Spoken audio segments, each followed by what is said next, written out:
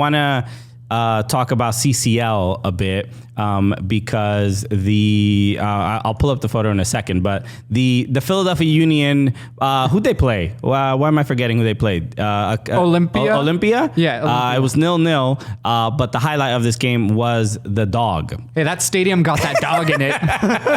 The puppy that ran onto the pitch. I got to find the, we had tweeted about it or something, but it's this is par for the course for CCL. It's like when you're playing in a in a stadium in Central America. I don't know if there are, puppy supporters groups that have, their season ticket members, because there always seems to be a dog or a bunny or some animal that gets on the pitch. But the game wasn't necessarily boring, but this didn't hurt, having a little dog there. No, and I heard a rumor, and I'm going to say it just because I saw in the chat they need an Alexis, unverified fact to be said by me. Oh, they played Alianza, so thank you. Alianza, sorry. Yeah. Another team played them. But I heard that a security guard let the dog on the field. Well, I did see this footage. There's some footage somewhere of the like a security guard, I guess, trying to grab the dog, but by grabbing the dog, they opened the gate onto the pitch, and the dog was like, "Oh, thank you for opening the door for me. I'm just gonna run at full speed past you," as he should. But you know what's interesting is that the dog not only ran on the pitch, but immediately ran for the ball and started biting the ball. He wanted to work on his first touch. Like, what are you saying? Which is, I don't know. Like, do you have a dog? You have any pets? Grow up with pets? I had a very demented bunny. Okay. Killer rabbit, just like a very much Monty Python-esque rabbit that I would unleash onto my sister. But I've never actually had a dog. So okay, so my dog, for whatever reason, is like, he's not interested in soccer balls that are like size 5 soccer balls. Yeah. So he'll go towards he could mess with a size 3 soccer ball, a 2, but 5, he doesn't even acknowledge it as a toy. He's just like, this is for humans. This is not for me. So when I saw the dog rush to the ball and actually bite the ball, I'm like, yo, why can't my dog be like this? He saw an opportunity, We're watching it now. I can't put it on YouTube because we'll get dinged or whatever.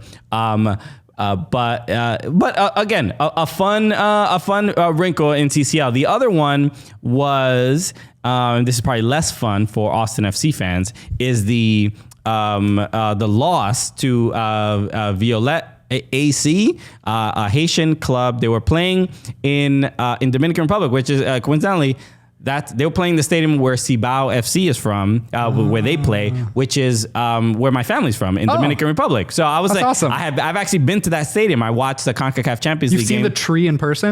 I've seen the tree in person. I actually sat on those bleachers next to the tree. So it was cool to see that. And the fact that Austin FC, they lost 3-0 to this Haitian club that is, from all accounts, and I'm not here to like disparage or even speak negatively of this club. Everybody's just saying like this is a almost a semi-professional team. Austin FC fielded a very, very turned over roster because I think Josh Wolf, the impression was, all right, well, this is like playing an Open Cup match, which I didn't agree with. I think you have this opportunity, no matter who you're playing, you want to show your best in any opportunity. And I hate when teams don't like put their best players on for certain tournaments. Yeah.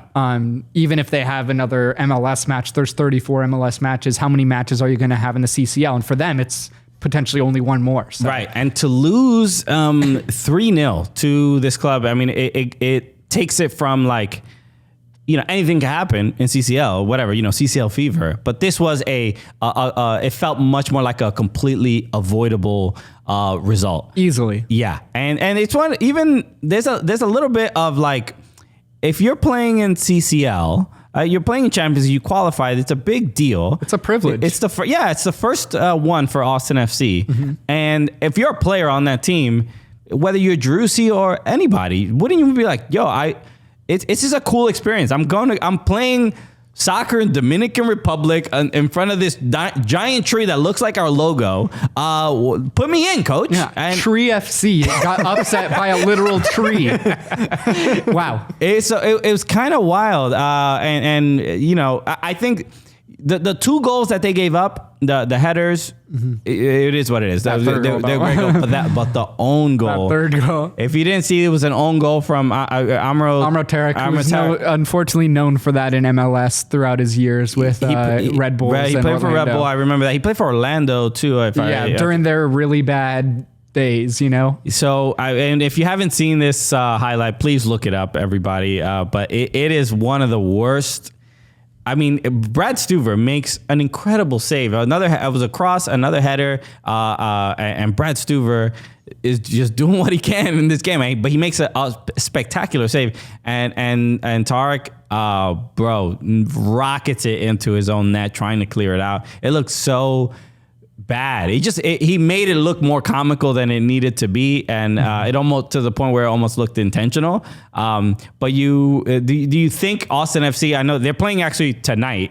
In the second leg, they're going to play in Austin. And the Violet, the Haitian club, they were having a lot of issues even fielding a team because they couldn't get visas for all their players. And so we'll see what this game looks like. But do you think Austin FC can actually win this tie?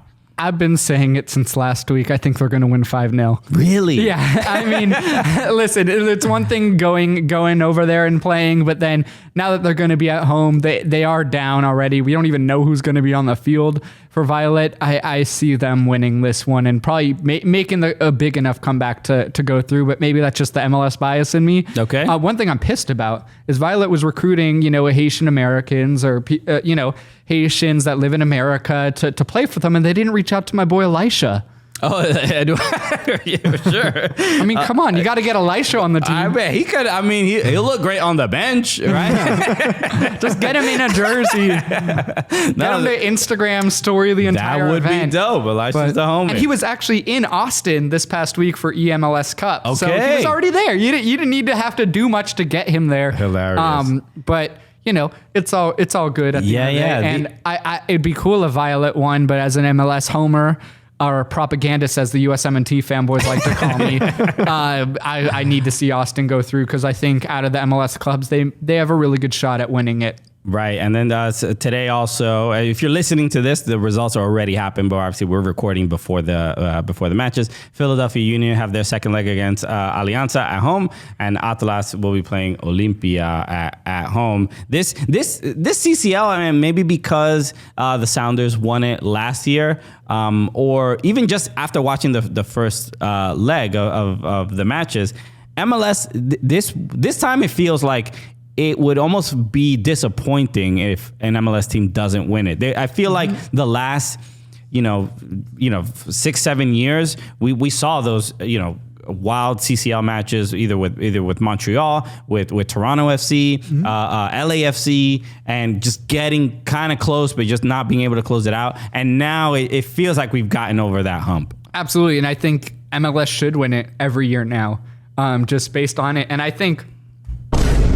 I mean, no hate to Liga MX, but I don't think Liga MX has a team better than LAFC or the Philadelphia Union. Interesting. From what I've seen, and seeing Tigres not being able to score on an Orlando team that was basically parking the bus. Tigres? It's unbelievable. They're one of the best teams on the continent every year. And Orlando being able to last and salvage a 0-0 draw there, and now they're going home, and Guignac's not going to be there.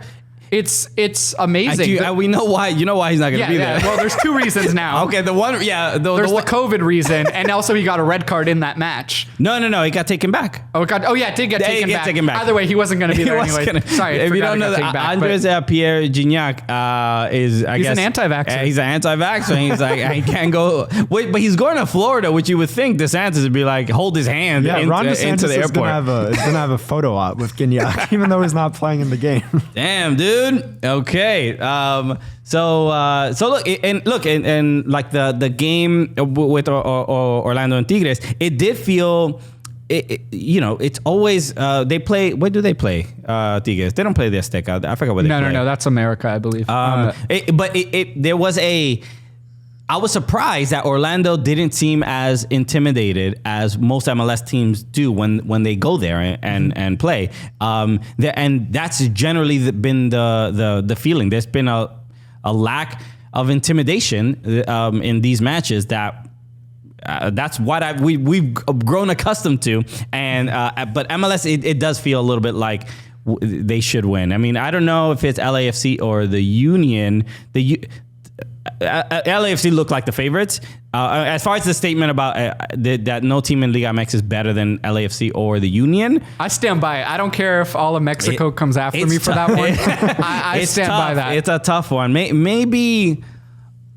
Who's got Chiellini coming off the bench in Mexico? Right. That's fair. And maybe that's just what we're seeing is that at least in Liga MX the last few years, they haven't had the turnover of that young superstar. We know the more veteran players, but some of the veteran players have left Liga MX and have actually come to MLS. Lucas De La Rayan is one of those examples, and so they haven't seemed to replace some of those players that they've lost. And maybe this is. Now we're sort of seeing the kind of the fundamental issues with Liga MX, and like they stopped doing Pro Rel for a little bit. I think they're bringing it back next year or something like that. But maybe in that development of like that next crop of superstars, it seems like MLS this is where they've swooped in and made that change to be a little bit better on the continent. I think it was like 2019. Where we saw pretty much if any player scored 10 goals in Mexico, they were in MLS the next season. Right. Like Alan Pulido, Rui Diaz, Gustavo Bo, any decent striker in Liga MX just went to MLS. So, yeah, I think we are seeing the tide change a little bit. And you mentioned that confidence. I think, Seattle winning it last year. And I know we say the All-Star game doesn't matter, but MLS has won both of the MLS versus Liga MX's All-Star matches, and who knows what kind of confidence that gives MLS teams. I'm not going to put it past them to say that it doesn't, but it does.